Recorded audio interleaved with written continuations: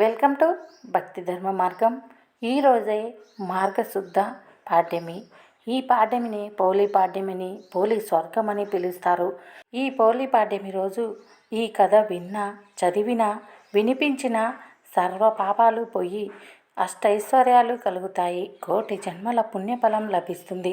స్వర్గ ద్వారాలు తెరుచుకుంటాయి. ఏ పూజ చేయకపోయినా సరే ఈ పోలి పాడ్యమి రోజు పోలి కథ వింటే చాలు అన్ని అష్టైశ్వర్యాలు వస్తాయి. సర్వ దోషాలు తొలగిపోతాయి.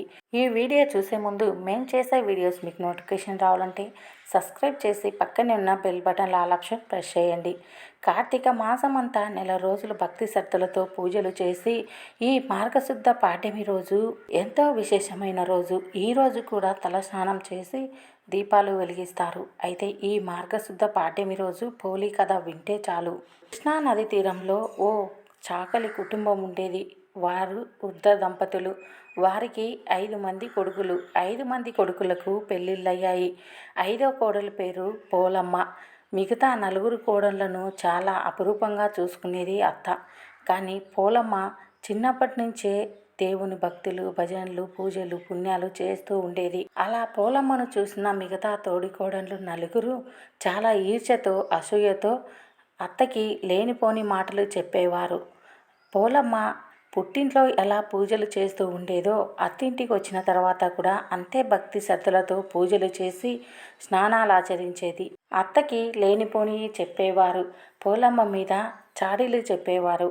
అది విన్న అత్త చాలా కోపంగా, ఏమే పోలి, ఇంట్లో పనులు చేయకుండా ఎప్పుడు పూజలు పుణ్యాలు చేస్తూ ఉంటే ఇంట్లో పనులు ఎవరు చేస్తారే అని రుసరుసలాడుతూ ఉండేది.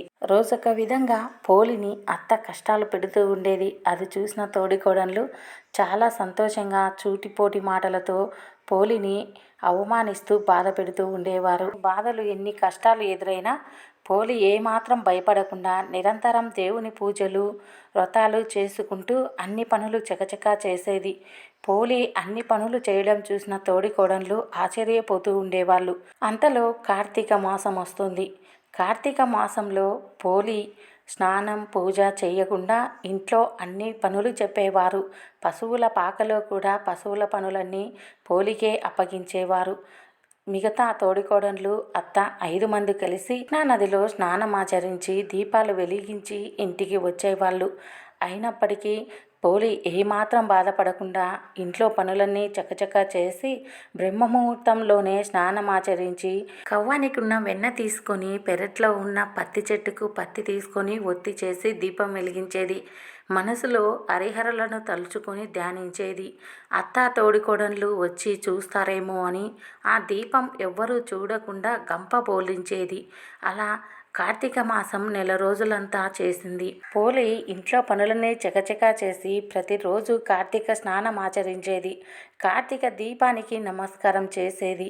అత్తా తోడికోడళ్ళు కృష్ణానదిలో స్నానమాచరించి దీపాలు వెలిగించి ఇంటికి వచ్చేసరికి పోలి చల్లనీటి స్నానం చేసేది. ఇలా ప్రతిరోజు నిర్విఘ్నంగా పూర్తి చేసింది. అయితే మార్గశిర పాడ్యమి రానే వచ్చింది. కార్తీక మాసం చివరి రోజైన అమావాస్య రావడంతో అత్తా తోడికోడళ్ళు చాలా సంతోషంగా నదిలో దీపాలు వెలిగించాలని నదీ స్నానానికి వెళ్తారు. అయితే ఎప్పట్లాగనే పోలిని ఇంట్లో పనులు, పశువుల పాక పనులు తీరిక లేకుండా అన్ని పనులు చెప్పేస్తారు. పోలి స్నానం చేసి ఎక్కడ పూజ చేస్తుందో అని అనుమానం వచ్చి ఇంట్లో పూజ సామాగ్రి కూడా దాచి నదీ స్నానానికి వెళ్తారు. 4 కోడళ్ళు అత్త కలిసి నదీ స్నానానికి వెళ్ళి నదిలో దీపాలు వెలిగించి ఇంటికి వస్తారు. అయితే పోలి ఆ రోజు కూడా అన్ని పనులు చకచకా చేస్తుంది. ఇంట్లో పనులు, బయటి పనులు, వంట, వార్పు అన్నీ చకచకా చేసేసి చల్లనీటి స్నానం చేస్తుంది. దీపం వెలిగిస్తుంది. అయితే ఇంట్లో పశువుల పాకలో పశువులకు నీళ్లు తాపే తొట్టి ఒకటి ఉంటుంది. ఆ మట్టి తొట్టిలో పోలి దీపాలను అరటి దొప్పలో పెట్టి వెలిగిస్తుంది. నీటిలో వదులుతుంది. అది చూసిన శివపార్వతులు, శ్రీ మహావిష్ణువు, లక్ష్మీదేవులు కలిసి సంతోషిస్తారు. ఎన్ని పనులు, ఎన్ని ఆటంకాలు, ఎన్ని మొదలైనా సరే నిర్విఘ్నంగా కార్తీక మాసంలో స్నానం, దీపం, జపం, దానం ప్రతి ఒక్కటి నిర్విఘ్నంగా పూర్తి చేసింది పోలి. ఈ పోలి ఎంతో మహిమగలది. ఈమెను శరీరంతో సహా స్వర్గానికి తీసుకురమ్మని విష్ణుదూతలను పంపిస్తాడు శ్రీ మహావిష్ణువు. శ్రీ మహావిష్ణువు ఆజ్ఞానుసారం ఆ విష్ణుదూతలు పుష్పక విమానంతో భూలోకానికి వస్తారు. పోలి ఉండే ఊళ్ళోకి వస్తారు. అది చూసిన ఊళ్ళో వాళ్ళంతా ఆశ్చర్యంగా చూస్తూ ఉంటారు.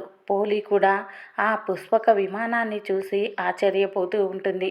అమ్మ పోలమ్మ, ఈ కార్తీక మాసంలో నిరంతరం నీ స్నానం, దీపం ఆ శ్రీ మహావిష్ణువు నీ భక్తి మెచ్చుకున్నాడు తల్లి.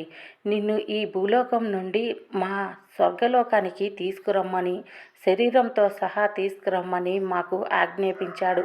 అందుకే నీ కోసం నిన్ను స్వర్గానికి తీసుకుపోవడం కోసం ఈ పుష్పక విమానాన్ని తీసుకువచ్చాము అని పోలిని ఆహ్వానిస్తూ ఉంటారు విష్ణుదూతలు. అది చూసిన పోలమ్మ ఆశ్చర్యపోతూ, నేను ఏ జన్మలో ఏ పుణ్యం చేసుకున్నానో నాకు తెలియదు, కానీ ఈ జన్మలో ఆ శ్రీ మహావిష్ణువు సన్నిధికి చేరుతున్నానంటే చాలా సంతోషంగా ఉంది అని పోలమ్మ ఆనందంగా పుష్పక విమానాన్ని చూస్తూ ఉంటుంది. అంతలో నదీ స్నానానికి వెళ్ళిన అత్త తోడికోడళ్ళు తిరిగి వస్తారు. ఊళ్ళో ఉన్న ప్రజలంతా ఆ పుష్పక విమానాన్ని ఆశ్చర్యంగా చూస్తూ ఉంటే అత్త తోడికోడళ్ళు కూడా ఆశ్చర్యపోతారు. నెల రోజులు కార్తీక స్నానం, దీపం చేసిన పుణ్యఫలం మాకు దక్కింది. అందుకే మా కోసం ఆ శ్రీ మహావిష్ణువు పుష్పక విమానాన్ని పంపించాడు అని సంతోషంగా పుష్పక విమానం వైపు చూస్తూ ఉంటే ఆ పుష్పక విమానంలో పోలి ఎక్కి స్వర్గానికి బయలుదేరుతుంది. అది చూసిన అత్త ఆశ్చర్యంగా, మా కోసం కాదా, నేను వస్తాను స్వర్గానికి అని ఆ పోలి కాళ్ళు పట్టుకొని ఆ పుష్పక విమానాన్ని వెంబడిస్తుంది. అది చూసిన విష్ణుదూతలు, అమ్మ ఇది నీ కోసం కాదు, నీ కోడలైన పోలమ్మ కోసం. పోలమ్మ, మీరు ఎన్ని కష్టాలు, మీరు రాచి రంపాలు పెట్టినా ఏమాత్రం బాధపడకుండా, మీరు ఎన్ని పనులు చెప్పినా నిర్విఘ్నంగా పనులన్నీ చేసి కార్తీక మాసం నెలంతా స్నానం చేసి దీపారాధన చేసేది. కార్తీక మాసం నెలంతా హరిహరులను భేదం లేకుండా ఈ పోలి పూజించింది. హరిహరుల నామం తలిసింది. అందుకే ఈ పోలికి స్వర్గప్రాప్తి కలిగింది అని పోలి అత్తను కిందికి దింపేస్తారు. అంతలో పోలి స్వర్గానికి వెళ్తుంది.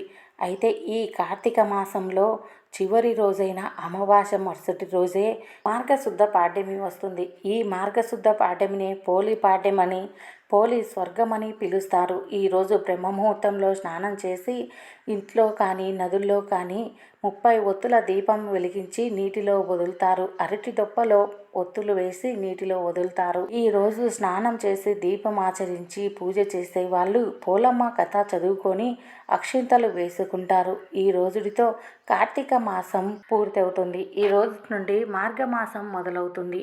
అయితే ఈ పోలి స్వర్గానికి వెళ్ళిన ఈ కార్తీక అమావాస్య తర్వాత వచ్చే మార్గశుద్ధ పాడ్యమిని పోలి పాడ్యమని, పోలి స్వర్గమని పిలుస్తారు. ఈ కథ ఎవరైతే వింటారో, ఎవరైతే చదువుతారో, ఎవరైతే వినిపిస్తారో వారికి సర్వ పాపాలు నశిస్తాయి. కోటి జన్మల పుణ్యం కలుగు.